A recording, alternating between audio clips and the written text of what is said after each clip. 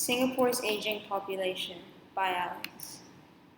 The crude birth rate currently in Singapore is 8.95. This was as of 2015. So it has decreased since the coronavirus pandemic, and there's been a lot of history, with the first puncture in the early 1880s due to epidemics and rioting, then a steady increase until the World Wars, and then after the World Wars' influence on it, it has decreased a whole lot because of multiple influenza virus outbreaks and a mass urbanization of Singapore. The death rate is 4.78 as of 2020, and it also has had a lot of history. We can see in 1950, it had a slope backwards because it was recovering from the higher death rates that were brought by World War II. And it slowly decreases as science and technology is being developed over time. And it has started to increase at a steady rate since 2010. This is due to the certain increases of diseases such as cancer and more accidents on the road due to more immigrants. Life expectancy is 85.3 as of 2020. And the British colonization of Singapore in 1819 kept it at a steady rate until a huge plummet in World War I. There was also a decrease in life expectancy due to World War II.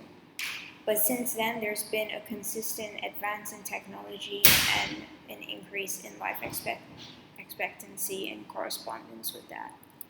The total fertility rate in Singapore is 1.27, which is way too little because it's under the replacement rate of 2.1.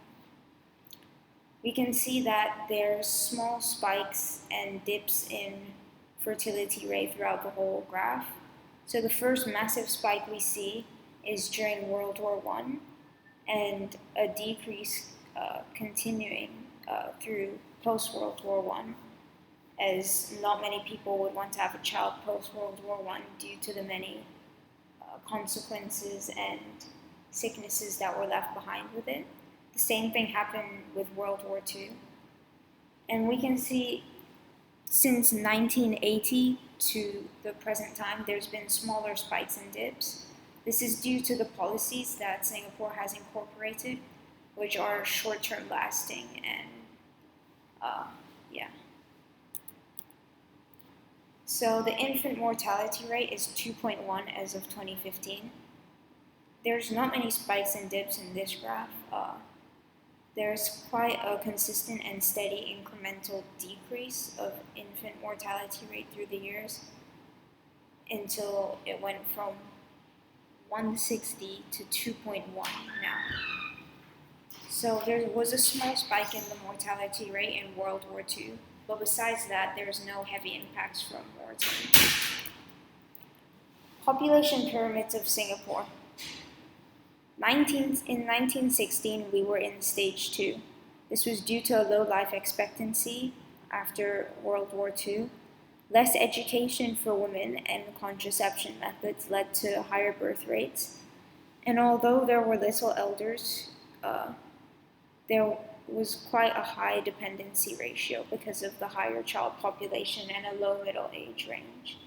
In 2020, Singapore is in stage 4 to 5 of the demographic transition model.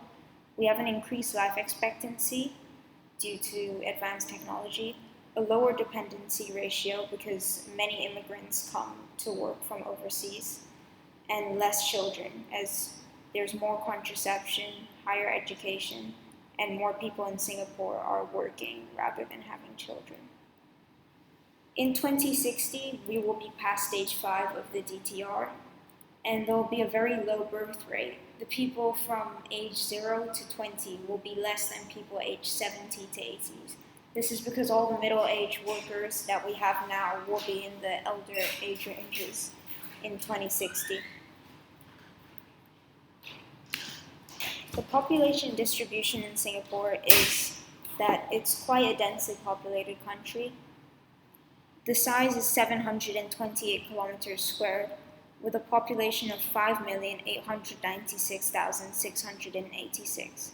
This leaves us with a population density of 8,099.84. So some of the factors that influence this population density is that Singapore is a highly urbanized country. It's a very advanced and ideal place to live with stable healthcare systems and transportation systems. There's many business opportunities for immigrants to come and enjoy, and it's a very safe country. Physical factors include that we receive plenty of rainfall, and it's ideal for greenery and agriculture, and only one season all year round. So the population issues in Singapore is that Singapore has an aging population, meaning the older population is growing at a higher rate than the younger people. This is caused by a combination of lower fertility rates and lower birth rates, as well as longer life expectancies. Again, this is due to different reasons. It can be attributed to multiple factors. Firstly, there's a higher education level for women about the process of birth and the pros and cons it may have. Secondly, there's very advanced contraception methods and technology, and a large amount of women are in the working force, so they don't want to have a baby. Singapore also has advanced healthcare systems, which prevents a lot of deaths that would happen in elder age ranges from illnesses and diseases, and this is why we have an aging population. So some policies that Singapore have to boost the fertility rates include cash payments for support in the early stages of child's life, tax rebates for working mothers. Also, there's medical insurance for newborn children, and there's also some housing subsidy systems that are in place to enable families to have a stable living condition. Paid maternity and paternity leave is also being provided. During COVID, a lot of people do not want to have a baby because of all the illness that is around. So another policy is that up to $10,000 is being provided to parents with newborn babies. Although these policies are very good ideas, they only bring around short-term impacts and die out and diminish soon after.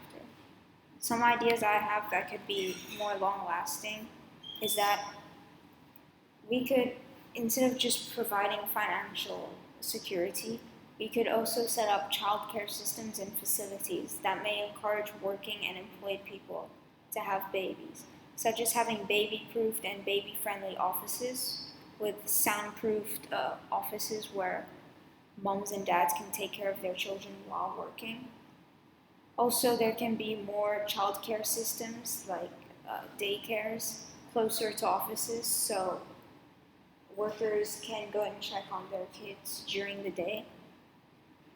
Moreover, there should be more long-term policies incorporated to help secure education and university opportunities for children. This would relieve stress from parents, and it would mostly be financial support that can be provided to parents to assist the cost of tuition, university fees, etc. As another reason that people do not want to have children nowadays is because of the many stresses included in securing a child's future. Thank you for listening.